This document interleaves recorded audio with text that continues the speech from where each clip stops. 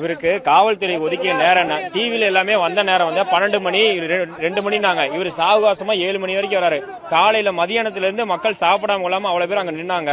இப்ப நேரம் தவறி இவர் வந்து ரோடு ஷோவே நடத்தக்கூடாதுன்னு சொன்னாங்க. ஒவ்வொரு இடத்துலயும் எதுக்கு நின்று வேலூர்ல நின்று மேல ஏரியா ஒரு பாட்டுக்கு எல்லாமே கையை காமிச்சு எல்லாம் பண்ணி இவர் வந்து விளம்பர அரசியல் பண்றதுக்காகவே கும்பலை சேர்த்தி பயங்கரமா பண்ணிருக்காரு. இவங்க மக்கள் வந்து ஓட்டு அரசியலுக்காக வந்தாங்களோ இல்லையோ, அவர் ஒரு நடிகரை பார்க்கணுன்றது ஆர்வத்துக்கு வந்தாங்க.